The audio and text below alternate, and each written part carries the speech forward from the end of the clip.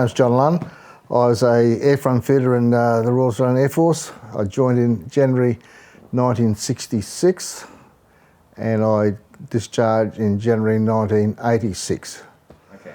I don't know really why I joined the Air Force, but I went along for a trade test as an aircraft welder, which I didn't pass, and looking for recruiting was looking for people then, and I just took it from there. So joined up, went to Adelaide for rookies, and from the rookies I went to Wagga, do my TMs then, and then aircraft mechanics course.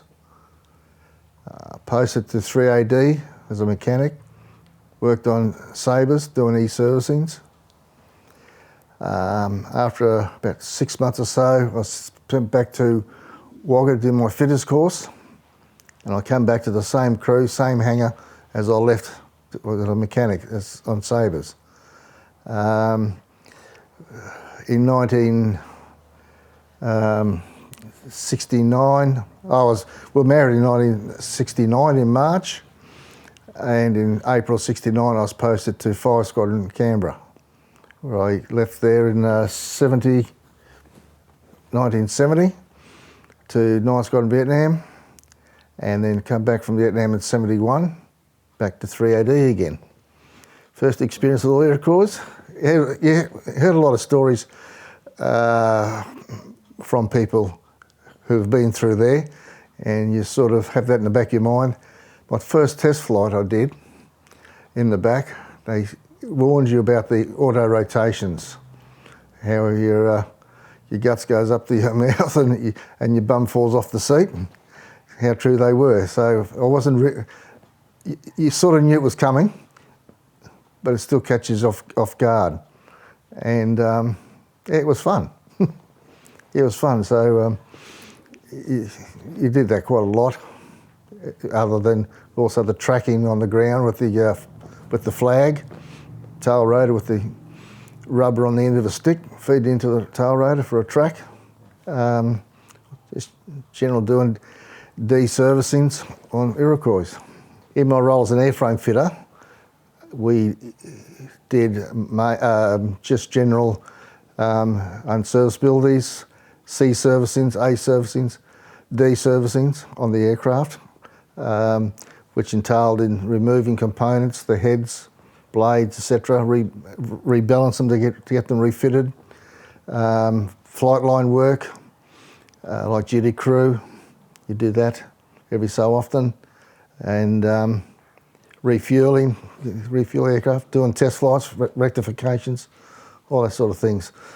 So you see them roll in, you see them roll out. You've worked in between. I've never worked on rotor wing before.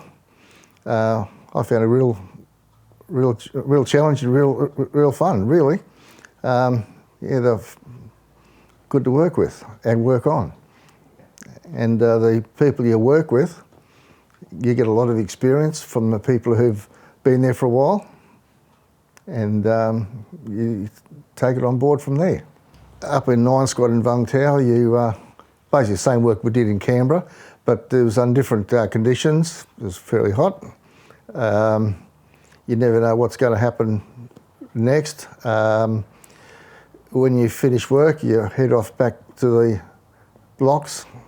Depends what time you get back, if you have a shower or not, straight to the boozer, and then tea and shower and back down the boozer again. And it's just everyday life.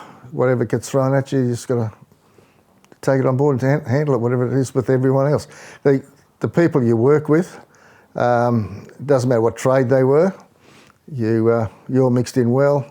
When you're in rotary wing, you are a lot closer together with air crew and ground crew.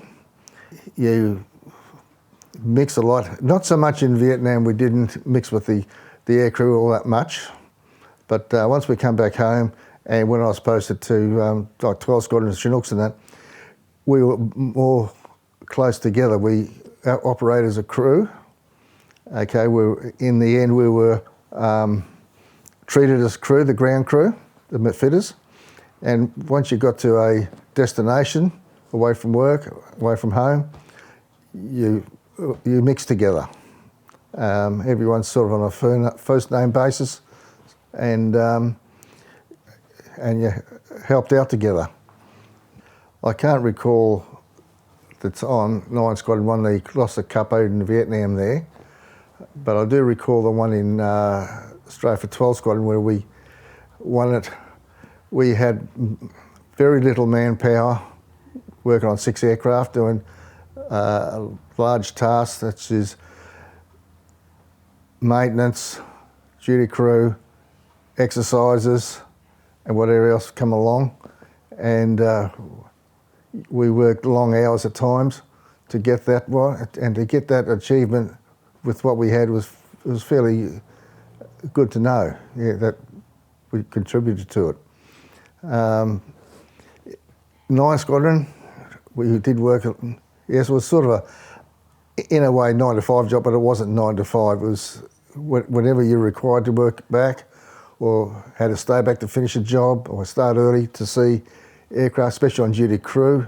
You're up before daybreak to service the aircraft, so the crews can then fly up to the Nui Dat, wherever they're going, and then duty crew at night. You work back until it's all finished. Well, if the aircraft was still away, you still had to work in the hangar on maybe a unserviceable aircraft to get that ready for the next morning. So you worked whenever you finished. I know one night there we got to bed at about 2 o'clock and up again at probably at 6 to start again. So it's long days in some cases.